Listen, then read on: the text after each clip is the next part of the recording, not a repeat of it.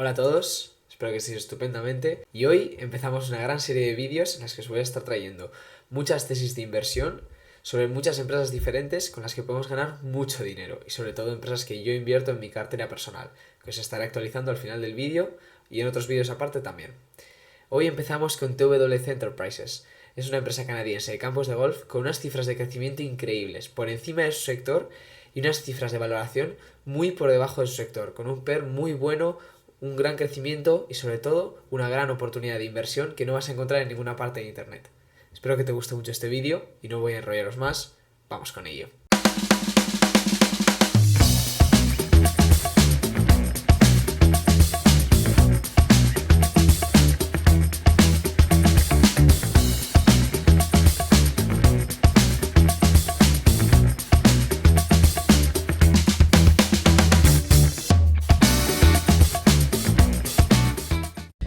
Bueno, ya estamos aquí, así que vamos a ver qué nos puede ofrecer la empresa y sobre todo vamos a ver este documento que os lo he dejado, como os he dicho, en la descripción del vídeo. Bueno, como introducción tenemos este pequeño párrafo en el que os comento pues cómo empezó la compañía. Fue fundada en el 93 y luego fue creciendo, se ayudó gracias a su salida a bolsa en el 98 para seguir comprando más campos de golf en la región de Canadá, que es donde se fundó, por los hermanos Bruce y Paul Simons. Entonces estos dos hermanos pues se fueron involucrando, uno más, el otro menos, pero eso es lo de menos. Entonces fueron comprando más campos de golf cada vez más. En 2010 empezaron a entrar en los Estados Unidos y ahora son la compañía más grande, la operadora más grande de campos de golf de Canadá. Hay que remarcar que TWC no siempre se llamó así, la sección de golf, sino que la parte de golf era Club Link desde el comienzo. Los Simons formaron Club Link y luego TWC Three White Company compró Club Link en 2007 y se fusionó en 2009. En 2009 había tres divisiones en la compañía, en TWC. La recientemente comprada, campos de golf, luego estaba la de trenes y finalmente la de cruceros. Estas dos de cruceros fueron finalmente vendidas en 2018 y por eso el grosso, el contenido de este documento se centra principalmente en los campos de golf. Así que vamos a ver cómo ha ido evolucionando esta empresa y qué financieros tiene, qué fundamentales tiene y en qué cosas nos podemos fijar para saber si es una buena empresa o no. Pero más o menos entendiendo un poco lo que queremos ver, porque queremos entender una compañía antes de saber si queremos invertir o no, pues vamos a fijarnos. ¿Qué vende? ¿De dónde saca su dinero?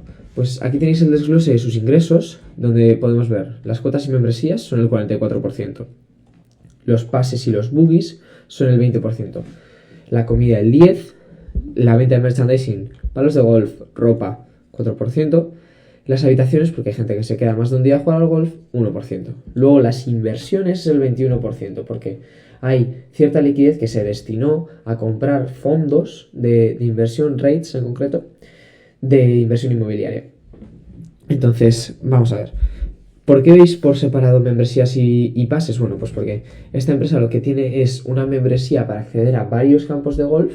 Y luego aparte hay ciertos campos de golf que cuando los compran en el momento de adquirirlos, por ejemplo Deere es uno de los que adquirió recientemente y va a mantener el régimen de cómo se operaba antes. Lo que pasa, pues hay algunos que están operados de una manera en la cual tú compras un pase, por ejemplo, $20 cada hora, pues estás 5 horas, $100 por el pase y estás un día ahí jugando al golf y te vas. Eso sería un pase y no necesitarías pagar una membresía completa. Entonces, por eso está aparte. Y los boogies es otra cosa, pues que se puede alquilar o no. Entonces, son como los opcionales. Eso es el 20% de los ingresos. Pasamos a ver cómo están definidos esos campos de golf que tiene. Porque tiene 35 localizaciones, en las cuales hay 47 campos de golf, divididos en esas 35, obviamente. No tiene cada una 35. Tiene, como vemos en el principio, 47 campos de golf de 18 hoyos competitivos y 2,5 campos de golf de 18 hoyos académicos para aprender. Entonces, esto es lo mismo que unas piscinas. Tú tienes una piscina de 25 metros y puede ser recreativa, puede ser para lo que quieras, y luego una piscina de 50 metros y se denomina olímpica. Es una medición. Entonces, a la hora de hacer este desglose, quería fijarme principalmente en si podía estar afectado por la reciente escalada de los aranceles que hemos visto, porque es un problema real que nos afecta en la economía. Pero realmente no nos va a afectar en esta empresa. ¿Por qué? porque no pasa nada de Estados Unidos a Canadá, no importa ni exporta. Entonces no tenemos ningún problema. Cada región, Florida compra el merchandising en Florida, compra todo lo necesario en Florida, y la región de Canadá, los campos de golf que tienen Canadá, en las regiones de Canadá, compran todo en las regiones de Canadá. Realmente no hay ningún problema.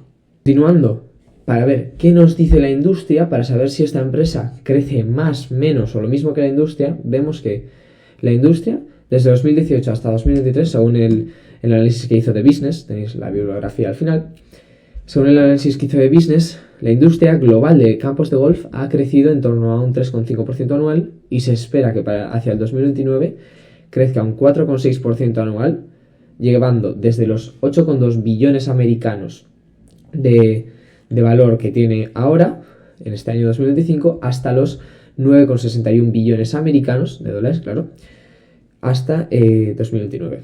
Entonces, estas cifras luego veremos, las vamos a comparar con el crecimiento de las ganancias por acción de la empresa y vamos a ver cómo va bastante mejor que el sector. Ahora, pasando a esos aspectos más cuantitativos, porque ya hemos comprendido la empresa, ya la parte cualitativa, sabemos que lo entendemos, no es un negocio muy complicado ni nada extraño. Entonces, en los ratios que tienen que ver con el balance, tenemos los siguientes: la solvencia, la liquidez, la tesorería inmediata, el endeudamiento, la autonomía financiera y la calidad de la deuda. Pues bueno, empecemos con la solvencia. La solvencia se calcula dividiendo los activos entre los pasivos, lo que tienes entre lo que debes, básicamente. Y podemos ver cómo ha ido a mejor. Es un punto positivo, claro que sí. Y sobre todo están unos valores muy sanos. Vemos que tenemos una cantidad de activos mucho mayor a los pasivos. Podríamos hacer frente a las deudas liquidando la empresa y todavía nos sobraría mucho dinero. Luego la liquidez, los activos corrientes entre los pasivos corrientes. Básicamente, las deudas a corto plazo lo que tenemos a corto plazo entre las deudas a corto plazo. Corto plazo se denomina menos de 12 meses. Luego tenemos la tesorería. La tesorería es básicamente los activos a corto plazo quitándole las existencias entre los pasivos a corto plazo. ¿Por qué hacemos este cálculo? Para ver principalmente si la empresa tiene algo que sobre. Por ejemplo, unas existencias, y me invento, de palos de golf. Imagínate que guardamos millones y millones y millones de palos de golf y los almacenamos y los ponemos como si fuese un activo que tenemos. Pero realmente no los podemos vender porque a la gente no le interesa, porque son de la temporada pasada o por cualquier otro motivo. Entonces estaríamos inflando los números. Bueno, para eso se hace este cálculo. Y vemos que aún así tenemos unas cifras muy sanas, que vemos cómo han decrecido, pero realmente no es ningún problema, porque son unas cifras espectaculares. Luego, de cara de la tesorería inmediata, que es básicamente coger los activos a corto plazo y de esos solo cogemos el cash and cash equivalents, o lo que sería lo mismo en español, el efectivo y equivalentes. ¿Qué es lo que pasa? Eso lo dividimos entre pasivos corrientes y veremos de las deudas que tenemos que pagar en los próximos 12 meses, cuánto podemos pagar con el efectivo que tenemos en caja en cuentas de banco. Pues vemos que en 2023 podíamos pagar casi todo, el 94%, y en 2024 podemos pagar el 80%. ¿Es una bajada? Sí, pero sigue estando en unos valores tan sanos que no hay que preocuparse. Una bajada a niveles peores, eso sí podría ser para preocuparse, pero por ahora vamos muy bien y son valores sanos. Pasemos al endeudamiento. El endeudamiento es básicamente los pasivos entre el patrimonio neto más el pasivo. Vemos cuánta deuda tenemos respecto a la deuda más los activos propios. Activos propios me refiero al patrimonio neto porque significa activos menos pasivos. Es la regla básica de la contabilidad. Entonces, vemos que estamos en unos niveles muy buenos, muy seguros. ¿Se podrían asumir más riesgos? Claro que sí. Pero realmente no es necesario.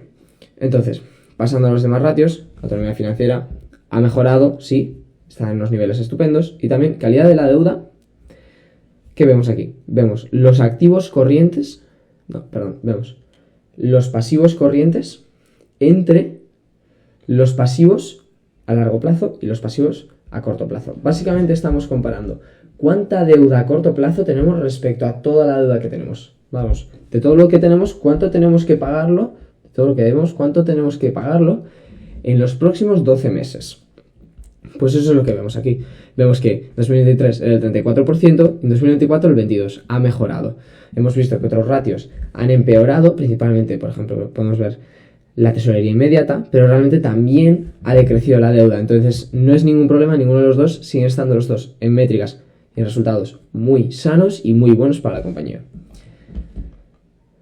El comentario que podemos sacar, podéis verlo aquí, está explicado, pero bueno, es lo que os he estado comentando y vemos cómo es este tipo de empresas que guardan una liquidez tan grande porque para la compra de campos de golf nuevos y para ir expandiendo el negocio es necesario mantener bastante efectivo.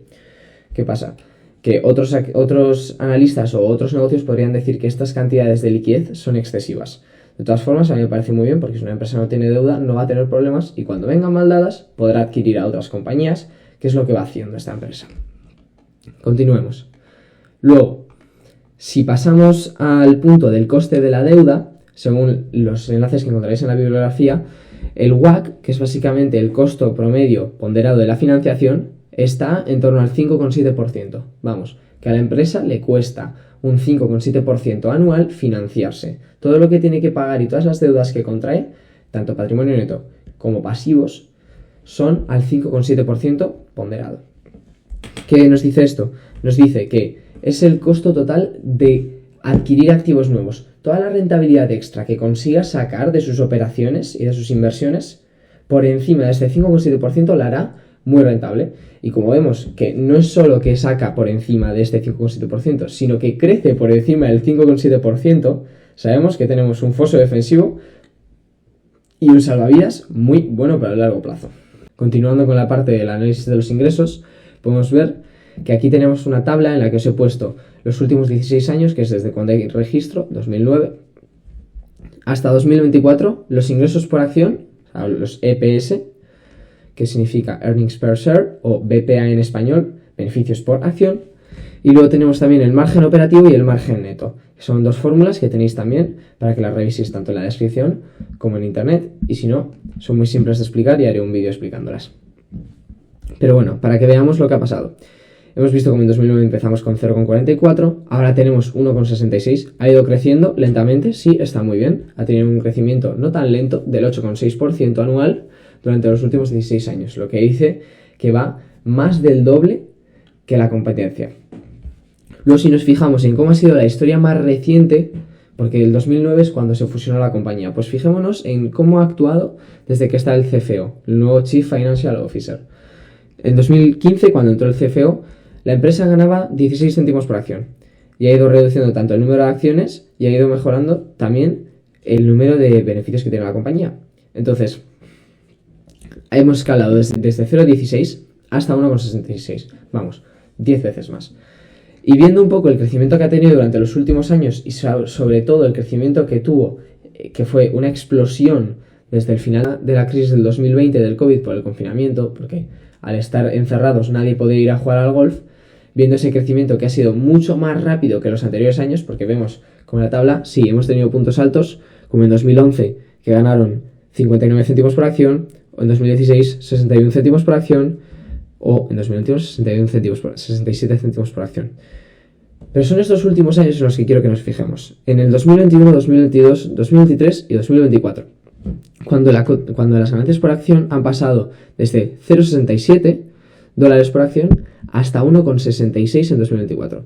Viendo este crecimiento, podemos ver que para proyectar qué puede estar ganando la compañía durante los próximos años, yo creo razonable que un 8,6% base, que es el histórico, ese 8%, ¿vale?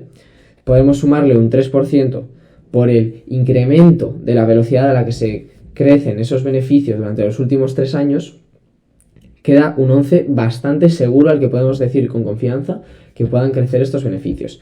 Entonces, estimando en la tabla, en la parte naranja, podemos ver que en 2025 espero que ganen 1,84 céntimos por acción, 2026 2,4 céntimos por acción y 2027 2,27 céntimos por acción. Repito y remarco que estos beneficios son una estimación, no tienen por qué cumplirse, pero viendo la trayectoria que ha tenido la compañía últimamente y sobre todo lo bien que están haciendo las cosas, lo mucho que están mejorando, recomprando acciones y mejorando sus operaciones con un mercado tan fuerte y con unos ambientes macro tan buenos que le hacen ser un hoyo de resistencia frente a movidas arancelarias, problemas macroeconómicos, todo ese tipo de cosas las resiste esta compañía. Pues podemos ver cómo puede ser que en 2027 acabe ganando 2,27 euros por acción, 2,27 dólares por acción, que nos deja en un plano mucho mejor. Luego, revisando estas estimaciones, puede ser que no lo haga de manera lineal, como ya lo hemos visto antes. ¿Qué es lo que pasa? Realmente no importa, porque el objetivo, el destino, va a ser el mismo. Aunque no lo haga de manera lineal, llegará a su destino de ganar más dólares por acción que los años anteriores, como lo ha estado haciendo estos años. Con las ganancias por acción van de su mano el ROA, el ROE y los márgenes. Entonces, tenemos por un lado el ROE, Return on Equity, y luego el ROA, Return on Assets. Básicamente, el Return on Equity es coger el beneficio neto, dividirlo entre el patrimonio neto y multiplicarlo por 100, como si fuese un porcentaje. Vemos que por cada euro invertido en el patrimonio neto de la compañía, generamos un 3,87% más. Eso en 2023. Pero en 2024 ha subido un increíble 8,23%. Entonces, el ROA ha hecho lo mismo. Ha subido de un 2,89 a un 6,7. El ROA es solo otra fórmula diferente que nos indica cómo genera dinero la compañía y si está utilizando bien sus activos o no.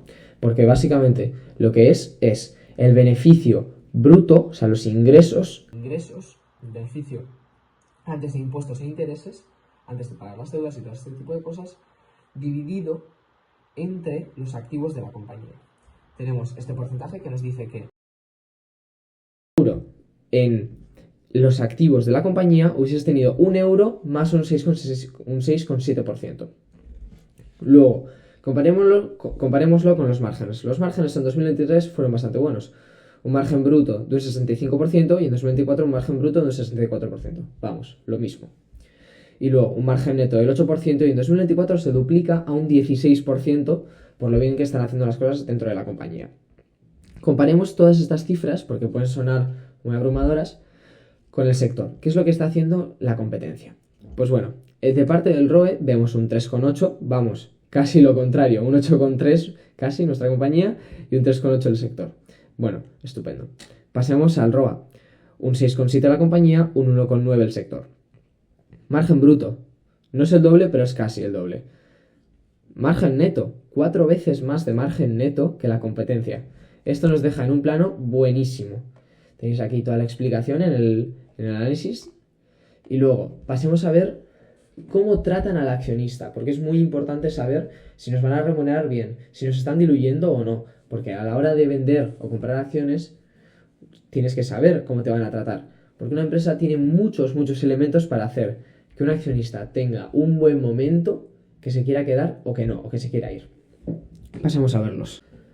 Mirando desde el lado del crecimiento de los dividendos, podemos ver que desde 2016 van creciendo los dividendos desde los 2 céntimos por acción que se repartían antes hasta los 9 céntimos actuales.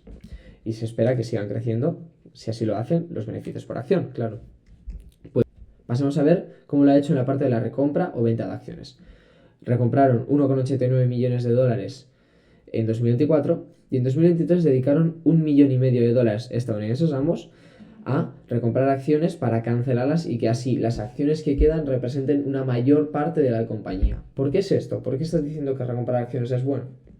Estoy diciendo esto principalmente porque cuando tú tienes 10 acciones de algo que genera 100 y en total hay 100 acciones, entonces cada acción ganaría $1 o €1, lo que quieras.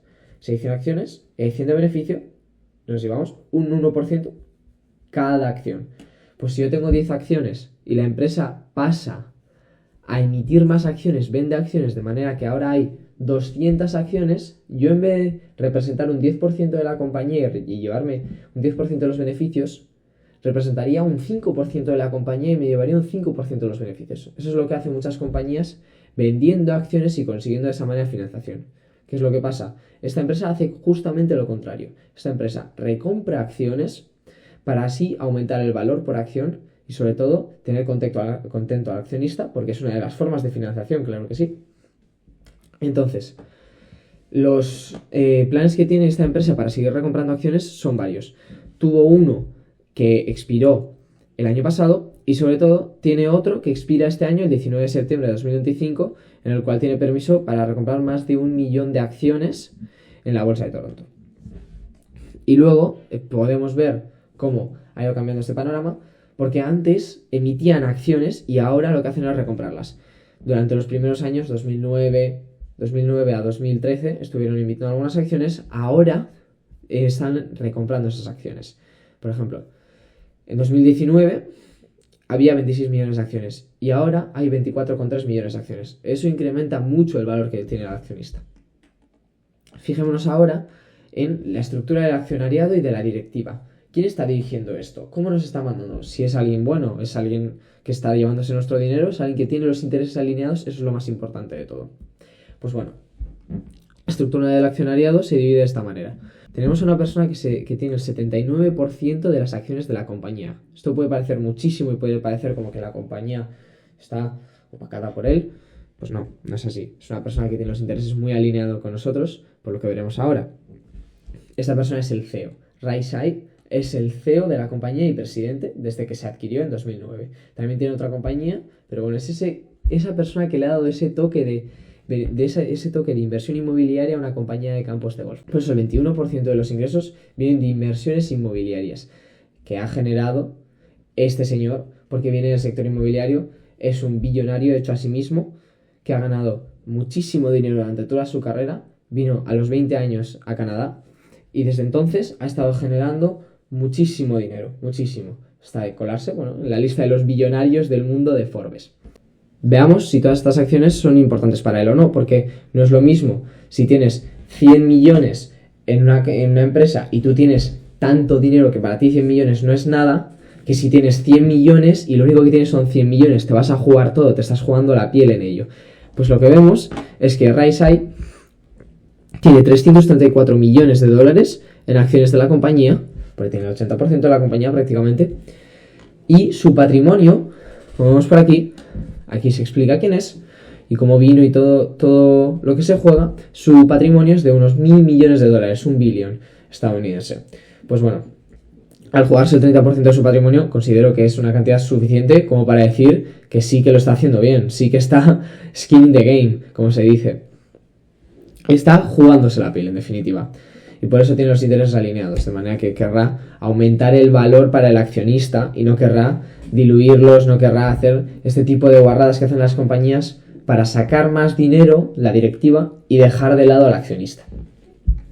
Entonces, vemos que aquí que Rai Sai vino desde India con 24 años y comenzó vendiendo seguros a puerta fría y luego se metió en las inversiones inmobiliarias para acabar siendo lo que es hoy, el líder de un imperio. Luego analicemos a Andrew Tamlin. Andrew Tamlin es el CFO de la compañía, el Chief Financial Officer, el que más importa a nivel de decisiones financieras y dónde se va a poner el capital, dónde se va a distribuir el dinero de la compañía. Pues bueno, el CFO de la compañía estudió en la Universidad de Wilfrid Laurier, que es una de las 800 mejores escuelas de negocios del mundo en 2025, y terminó su carrera en 1992 y desde entonces ha estado trabajando en PwC. Luego desde 2015 ha sido el CFO y podemos ver que el desempeño de las acciones no ha sido nada malo desde entonces. Un 130% arriba desde que entró como CFO. Y se nota su entrada porque sí que hay vientos de cola, directrices que te mandan los que estaban antes, pero ya en cuanto estuvo un tiempo en el cargo, se empiezan a notar sus cambios desde los 2 años que está. Recomprando acciones, mejorando muchísimo el valor por acción y sobre todo haciendo que la compañía gane más y tenga un mejor asset allocation, tenga mejor puestos sus activos y su capital. Veamos el comportamiento durante las crisis. Para esto he analizado la empresa durante 3 periodos. La crisis subprime de 2008, la crisis del COVID de 2020 y sobre todo la crisis inflacionaria de 2023, que tuvo un impacto muy curioso para la compañía comparado con la economía. Comencemos con la crisis subprime. Sobre todo, es una crisis muy importante para esta compañía porque el golf es típico deporte de nuevo rico. Es el típico deporte que la gente que acaba de ganar, que acaba de dar un pelotazo, quiere permitirse. Pues bueno, en 2008 la empresa se vio muy afectada y la cotización cayó un 59% frente al 45% que perdió el índice de la bolsa de Toronto. Y luego la empresa tardó 5 años en recuperar su cotización, mientras que el índice, por este lado lo hizo mejor nuestra compañía porque el índice tardó 6 años en recuperar su cotización. Luego veamos como lo hizo en la crisis más reciente, la del 2020, el confinamiento que nos afectó por causas obvias. Vemos que en 2020 la cotización cayó un 40%, mientras que el índice canadiense lo hacía un 33%. Eso sí, ambos tardaron 8 meses en recuperarse y por el lado de los beneficios, la empresa estuvo bastante mal porque registró un mínimo de 4 céntimos por acción, cosa que es muy buena porque nos dice que la empresa, aun en momentos tan críticos como el confinamiento, supo mantenerse a flote y supo mantenerse, aunque el agua le llegaba al cuello, no se estaba ahogando porque no perdía dinero. Ya os lo he dicho que cuando vienen mal dadas, esta empresa sabe mantenerse viva.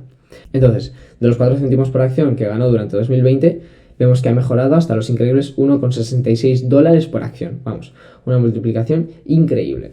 Ahora fijámonos en la crisis de inflación que hubo durante 2022 y 2023. Los precios se dispararon, la energía también se disparó, hubo un problema increíble con la inflación en toda Europa y también en Estados Unidos. Esto salpicó a Canadá, que también hacía lo mismo que los bancos centrales que podemos encontrar en las regiones de Estados Unidos y de Europa.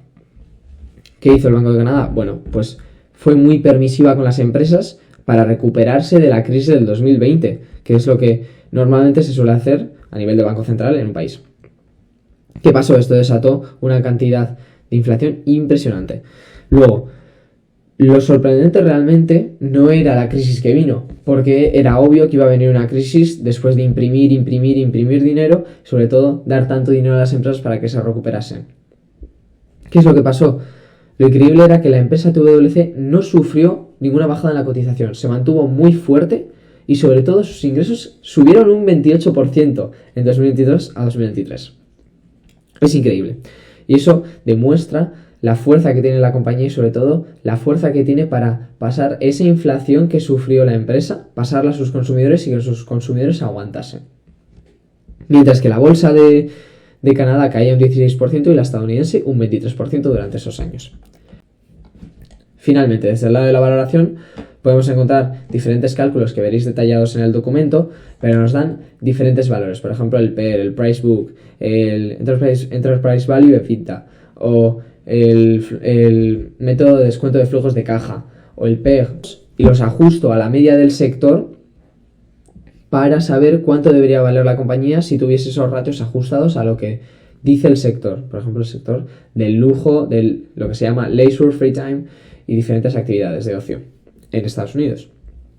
Y vemos aquí en esta tabla cómo saca diferentes valores de entre 22, 88, los más altos, 19, 26, 13. Sacando una media, nos dice que la empresa debería valer en torno a 33 euros por acción. Aquí veis la conclusión de cómo está detallado el cálculo que hago para llegar al rango de precios que doy, que es de entre 18 y 26, porque siempre hay que aplicarle un margen de seguridad a nuestras estimaciones y sobre todo no podemos decir que somos magos. Yo al menos no lo voy a decir. No os voy a decir, esta acción va a valer $400 exactos, ni un céntimo más. No, eso no lo puedo saber, no tengo una bola de cristal. Lo que sí puedo saber es el valor que tiene detrás una compañía y aquí es lo que yo estimo, entre 18 euros por acción y 26 euros por acción. Personalmente, mi precio de venta está en los 26 euros por acción.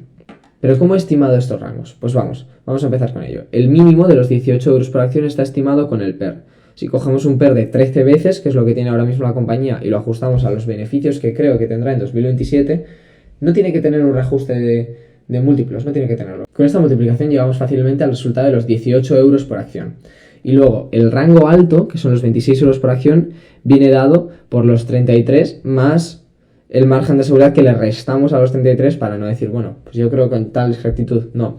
Yo le he restado un 25% de margen de seguridad para saber que estamos seguros de esa estimación que podemos dar. Y finalmente, os he añadido una ligera explicación sobre que esta empresa puede caer más de lo normal en crisis, pero luego recuperarse fuertemente, como lo hace siempre. Y finalmente tenéis la bibliografía y cualquier cosa podéis comentarme y sobre todo estaré muy agradecido de escucharos en los comentarios. Cualquier información que queréis que os dé, cualquier documento que queréis que os pase, cualquier detalle, cualquier cosa, solo contactadme. Tenéis todos mis datos en la descripción. Cambio de setup, como veis, cambiamos de ropa, cambiamos todo, cambiamos el micrófono también, porque vamos a ver la parte final del vídeo en la que vemos la cartera, cómo ha ido evolucionando en lo que va de año y sobre todo cómo evoluciona la inversión que os he traído a esta cartera, que es la que utilizo yo para mis finanzas personales y os iré actualizando en los vídeos que vayamos haciendo. Entonces, comenzando, podemos ver como aquí TWC, que es la última, en la fila 17, tenemos, yo entré a un precio medio de unos 12,20 porque compré hace tiempo y hice alguna compra extra, entonces compré en ese entorno antes de la reciente subida que ha pegado y ahora se encuentra en una cotización aproximadamente unos 14 euros por acción y eso ya es, bueno, es un 15% de subida, sí, pero vamos, es bastante menos de lo que hemos visto en el análisis que puede cumplir esta acción si se revaloriza a un valor justo, ya no a un valor excesivo como su sector, no, es un valor justo para lo que es la acción.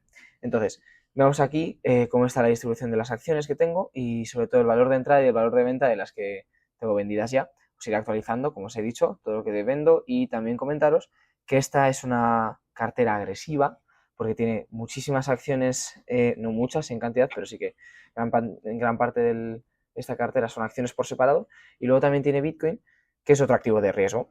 Vamos, que ETFs son una parte ínfima de esta cartera.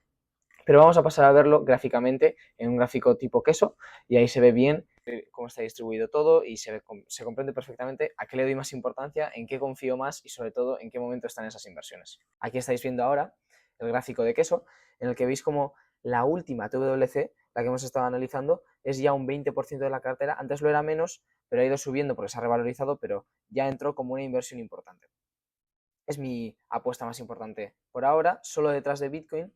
Bitcoin es tan importante ahora mismo por el momento en el que está el ciclo. Es un momento en el que yo creo que va a ser ese empujón final y ya pues me desharé de ello o lo holdearé. Eso ya os iré avisando porque es una decisión que todavía tengo que tomar, pero por ahora se va a mantener en la cartera.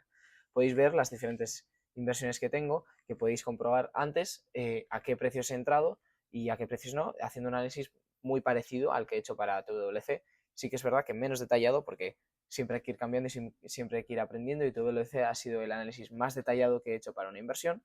Pero bueno, veis aquí como BVA también tiene un peso importante, otra acción que al principio era mucha menor cantidad del patrimonio y sobre todo era una inversión mucho menor, pero por la subida explosiva que ha tenido en los últimos meses y sobre todo en las últimas semanas, pues bueno, ha crecido en peso. Pero de esto quiero que saquéis que es importante que tengáis una cartera diversificada, aunque digáis, está muy concentrada, sí, sí lo está, pero realmente hay que tomar unos riesgos dentro de lo que cabe. ¿Tengo concentrada el 50% de la cartera en dos valores? Sí, sí lo tengo, el 49% en concreto, pero bueno, son dos valores en los que yo creo mucho y como veis a la cartera no le ha ido nada mal. Volviendo hacia atrás, podemos ver cómo en lo que va de año, es donde pone rentabilidad 2025 es básicamente hasta ahora, porque escogiendo el valor de inicio de año de las inversiones o el valor de compra, si es que las compré en 2025, tenéis ahí todo detallado en la fecha y también precio de compra, precio de inicio de año y las comisiones. Tengo que remarcar que esta cartera es contando comisiones, vamos, las comisiones se quitan de la rentabilidad, obviamente, y los dividendos se suman a la rentabilidad. Entonces, volviendo, vemos como en lo que va de año lleva un 21,45%, que no está nada mal para una cartera de inversiones agresiva. Sí es verdad que podría ser mejor, pero bueno, cualquier actualización que vaya haciendo y sobre todo si es una actualización de TWC o de cualquier empresa que os voy a ir trayendo a continuación, os lo voy a decir. Y aquí tenéis todo, esta es la cartera y espero que esto os sirva de ejemplo para vuestras inversiones y si no, que os sirva como información. Así que nada más, un besazo, buena suerte con vuestras inversiones.